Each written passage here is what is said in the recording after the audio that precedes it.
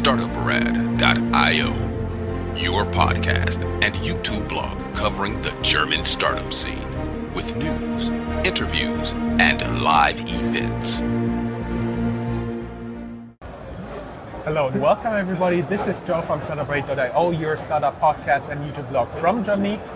I'm right now, as you can see, I once again shifted because SAP started their pitches, and unfortunately I was in front of the biggest loudspeaker they had, and so I had to change so anybody could understand anything. I'm right now here in the booth of Frankfurt Forward. You guys may remember I'm the media partner of Frankfurt Forward. So I now have another Joe here with me who's not actually Joe. What's your name and what are you doing? Yeah, my full name is Johannes Noll, and I'm a founder and CEO of AppGuard. And we are the cybersecurity startup from Darmstadt in Germany.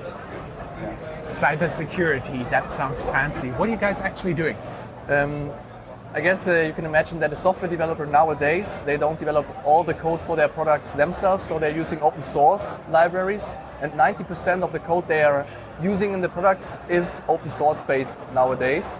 So what we do is, or the problem is what the developers have, that they get CVEs or vulnerabilities inside their code base, and so a hacker can attack their product. What we do is we show the software developers on our platform which CVEs do they currently have because of their libraries inside their code, and we are also able to fix these vulnerabilities by updating the libraries to the current version. Okay, that means you're basically offering a service for somebody who's coding. Yeah, and exactly. When I understand it right, they take some parts of the puzzle, which is finally the software, and they are open source, and you make sure those pieces are up to date and they don't have any vulnerability. Yeah, exactly. I think you got it right. Yes. I'm going to be a cybersecurity guru one day. Yeah, so the purpose is that if you don't update your libraries instantly, you have a risk that a hacker can attack your software. So that's the reason why we say, okay, you should update your libraries as fast as possible, because in some cases, already 5 hours after the release, the automated attacks start. That's a big issue, but most of the software developers, they even don't know it. Yeah. Okay, I see, and that's basically the thing. There used to be a Patch Tuesday from Microsoft where they patched all the security, potential security problems they had in Windows, and then I heard, okay, and then there was Hack Wednesday because hackers tried to they analyzed the patches, saw the vulnerabilities, and the day after they started hacking for everybody who didn't update. Is it something like you make this hack impossible? We are not fixing the hack or the code itself. Okay. What we do is in the first step, we show that inside the library they use, that there's a CVE, and the next step is to update to the latest version. And our product is not related to Microsoft products.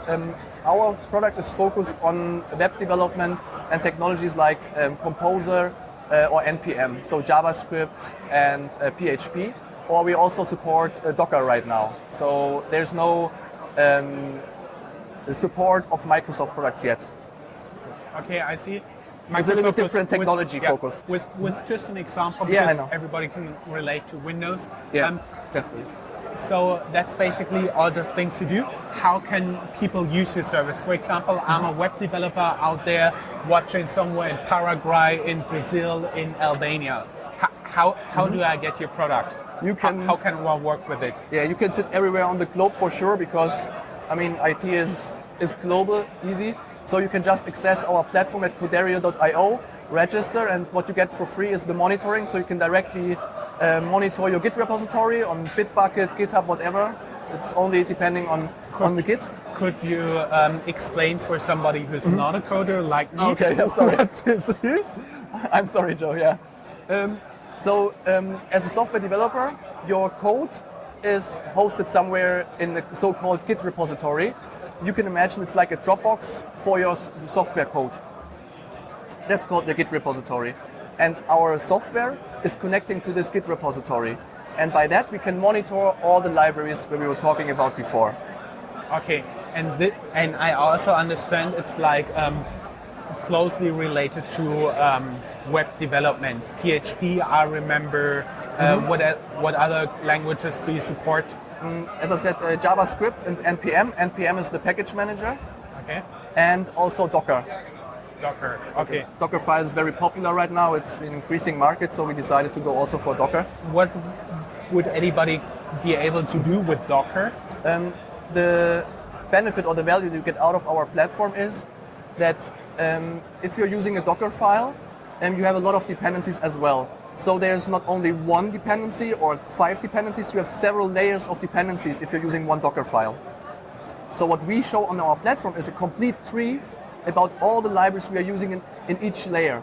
And that's a very good value for the people because then they can directly see, okay, where is my problem located? So okay. as a software developer, you directly see the value out of it if you see all the layers and all the dependencies on the platform very easily. And you really know where to fix. Yeah, or you know where your problem is, yeah. Well, usually the problem is in front of the monitor, but that's it. Well, it was everybody who would like to learn more, go down here in the show notes. There's a link to your LinkedIn profile as well as to the company website. Thank you very much. Thank you, Joe.